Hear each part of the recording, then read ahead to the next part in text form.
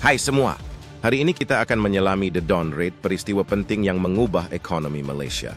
Mari kita lihat punca, cara pelaksanaan, pihak terlibat, tindak balas British, dan kesannya. Kita pun ke The Dawn Raid.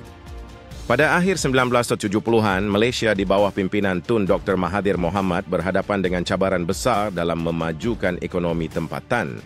Mahathir merasakan perlunya mengurangkan penguasaan pelabur asing, khususnya British, dalam syarikat-syarikat strategik Malaysia. Ini mendorong beliau untuk melancarkan The Dawn Raid untuk memindahkan kawalan ekonomi kepada pelabur tempatan. Dua cara The Dawn Raid dilakukan. Pada 2 September 1981, operasi ini dijalankan dengan penuh rahsia.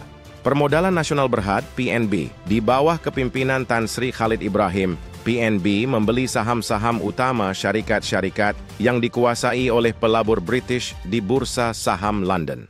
Ini termasuk kumpulan Guthrie yang mempunyai kepentingan besar di Malaysia. Strategi kewangan.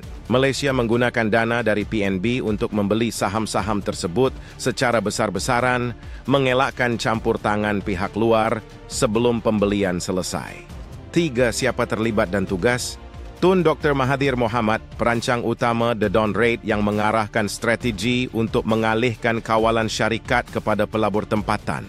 Tan Sri Khalid Ibrahim, pengurus kanan di PNB yang memainkan peranan penting dalam merancang dan melaksanakan operasi ini. Daim Zainuddin, Menteri Kewangan yang menyokong dari segi kewangan dan politik, memastikan sokongan untuk operasi ini. Ismail Ali, abang ipar Mahathir dan pegawai kanan PNB membantu dalam perancangan dan pelaksanaan operasi. Razaleigh Hamzah, Menteri Kewangan sebelum Daim, terlibat dalam dasar ekonomi yang memudahkan operasi ini walaupun tidak terlibat secara langsung dalam pelaksanaan.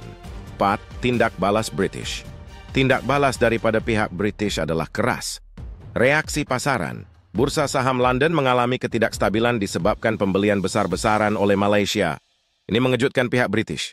Negosiasi. British dan pelabur mereka mengadakan rundingan dengan Malaysia untuk mengatasi kesan dan memastikan kepentingan mereka tidak terjejas lebih jauh. Pasal 5. Kesan terhadap ekonomi Malaysia. Penguasaan tempatan. The Dawn Raid berjaya mengalihkan kawalan syarikat-syarikat dari pelabur asing kepada pelabur tempatan, memperkukuhkan ekonomi Malaysia. Pengembangan ekonomi. Malaysia melihat pertumbuhan ekonomi yang pesat dan penguasaan tempatan dalam sektor-sektor utama, menandakan era baru dalam ekonomi negara. Pengaruh politik. Langkah ini memperkukuhkan kedudukan Mahathir sebagai pemimpin berwawasan, disokong oleh Daim Zainuddin, Ismail Ali, dan strategi yang telah dirancang dengan baik. The Dawn Raid adalah contoh berani bagaimana strategi ekonomi boleh mengubah nasib negara. Terima kasih kerana menonton. Jangan lupa untuk like, share, dan subscribe untuk lebih banyak video menarik